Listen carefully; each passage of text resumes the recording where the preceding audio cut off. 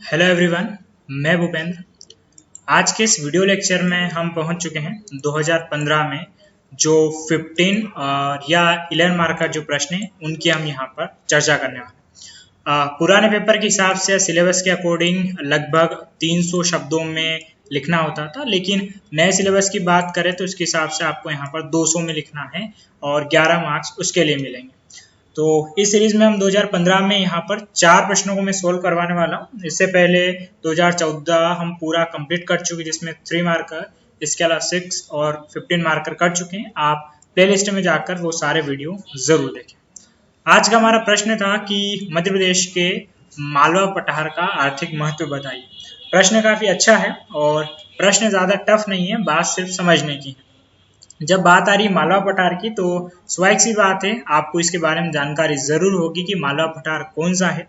बस उसी को ध्यान में रखते हुए वहां पर कौन कौन सी आर्थिक गतिविधियां होती हैं उसको बताना। आर्थिक गतिविधियों से मतलब जिससे कुल मिला के पैसा जनरेट होता है, वे सारी चीजें वही हम यहाँ पर बात करने वाले हैं। तो शुरुआत में भूमिका के रूप में लिखेंगे कि मध्य प्रदेश के लगभग 46% क्षेत्रफल में मालवा पठार का विस्तार है, जो पश्चिमी क्षेत्र में स्थित है। कई दृष्टिकोण से मध्य प्रदेश के अन्य हिस्सों की अपेक्षा उन्नत है, चाहे वो कृषि, उद्योग या पर्यटन।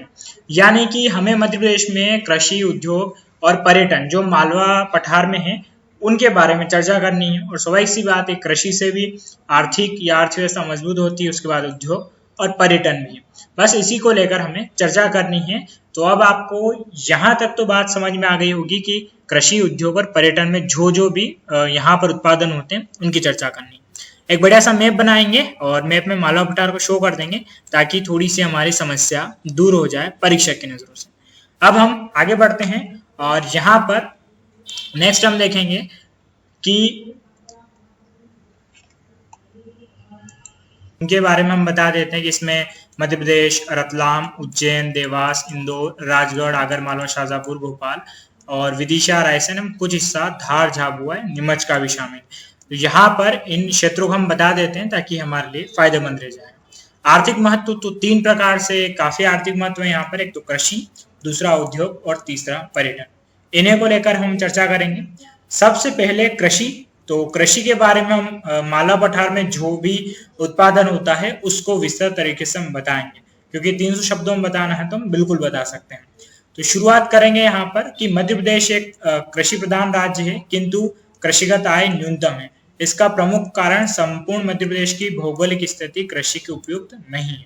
इस दशा में मालवा पठार कृषि उत्पादक मध्य प्रदेश की अन्य क्षेत्र की अपेक्षा अधिक है और यह सोयाबीन का सर्वाधिक उत्पादक क्षेत्र है, जिससे कृषक आय बेहतर है।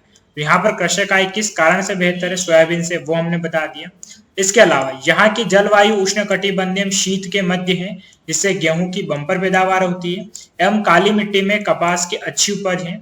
इसके अतिरिक्त विदिशा में दाल एवं मंदसौर क्षेत्र की अफीम एवं पश्चिमी मालवा में ज्वार, मक्का से अर्थव्यवस्था सुदृढ़ है। तो कुल मिला के हमने मालवा पठार में जो भी कृषि के क्षेत्र में अच्छे उत्पादन होते हैं, पर्टिकुलर जिन जिलों या क्षेत्रों में होते हैं, वो हमने बता दिया। क्योंकि स्वाभाविक सी बात है, यहाँ से भी क्या होती है, आय जनरेट होती है, तो फिर इसको भी हम जरूर बताएंगे। तो यहाँ तक बात करी कृषि की। नेक्स्ट हम चर्चा करेंगे उद्योग की।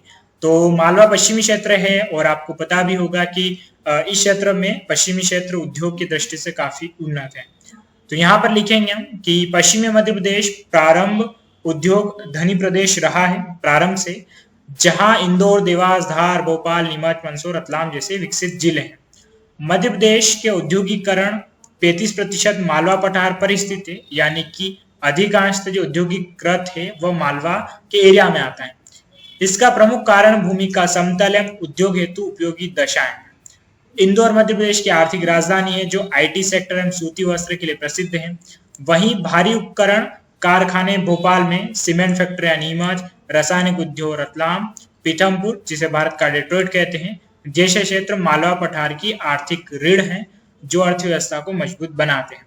तो इस बात का खास ध्यान रखें आप कि आप यहाँ पर जब लिखना शुरू करें तो एक ही लाइन के साथ सारी चीजें कनेक्ट हो और बिना किसी रुकावट के। यहाँ पर मैंने सारी बातें लिख दी, भोपाल किसके लिए प्रसिद्ध है, नीमच, रतलाम, पीथमपुर, सारी बातें हमने यहाँ पर करी है। तो आपको उसी के हिसाब से लिखना रहेगा। तो ये चर्चा करें उद्योग की। अब बात करेंगे हम पर्यटन को लेकर। तो मालवा पठार में कौन कौन से प्रमुख पर्यटन क्षेत्र हैं? तो मालवा क्षेत्र ऐतिहासिक कला एवं संस्कृति की दृष्टि से भी महत्वपूर्ण है, जहां एवं पर्यटन क्षेत्र से राजस्व एवं स्थानीय रोजगार प्राप्त होता है। ओके, मतलब जहां पर्यटन क्षेत्र से राजस्व एवं स्थानीय रोजगार प्राप्त होता है। अब पर्यटन से रोजगार कैसे प्राप्त होता है, इसकी जानकारी आपको होगी। अब यहाँ पर कौन कौन से पर्यटक क्षेत्र हैं? तो शिप्रा किनारे स्थित उज्जैन सिंह सेतु प्रसिद्ध है एवं मंदिरों की नगरी में महाकाल ज्योतिर्लिंग प्रमुख है। पर्यटन पे स्वाभाविक सी बात है, लोग घूमने आते हैं तो उनसे फिर आय जनरेट होती है, यानी कि ये भी अर्थव्यवस्था में काफी अच्छा योगदान देते हैं। इसके अलावा रायसेन में स्थित सांची, भीमबेटका, भोपाल की मस्जिद, राजगढ़ एवं रायसेन के बादल, रोहित एवं मित्रदार महल पर्यटन को आकर्षित करते हैं। तो विदिशा में उदयगिरी गुफा, इंदौर का राला मंडल जैसे अभ्यारण्य प्रमुख आर्थिक लघु क्षेत्र हैं। तो ये हमने यहाँ पर इतना सारी जितनी भी बातें थी वो पर्यटन को लेकर बता दी कि पर्यटन को लेकर कौन कौन से क्षेत्र प्रसिद्ध हैं। अब यहाँ पर अंत में एक उपसंहार के रूप में कि मध्य प्रदेश के पूर्वी क्षेत्र की अपेक्षा पश्चिमी क्षेत्र अधिक विकसित है, जिसका कारण मालवा पठार की स्थिति है। तो ये हमने यहाँ पर पूरे वीडियो में इन डिटेल चर्चा करी है कि जो मालवा पठार है वो क्यों प्रसिद्ध है। तो खासकर 3 क्षेत्र थे इसके, कृषि, उसके बाद उद्योग और उसके बाद है पर्यटन।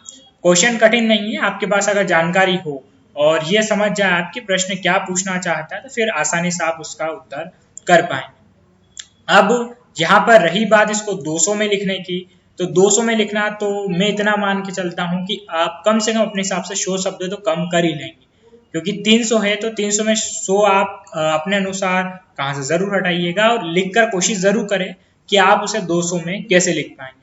ये मेरी तरह से होमवर्क समझिए। नेक्स्ट वीडियो में आपको जरूर बता दूंगा कि 200 के अनुसार आप इस उत्तर में से क्या क्या हटा सकते हैं। चले साथियों, तो आज का वीडियो हमारा यहीं समाप्त होता है। नेक्स्ट वीडियो में फिर मिलेंगे हम नए क्वेश्चन के साथ। आज का वीडियो यहीं समाप्त। धन्यवाद।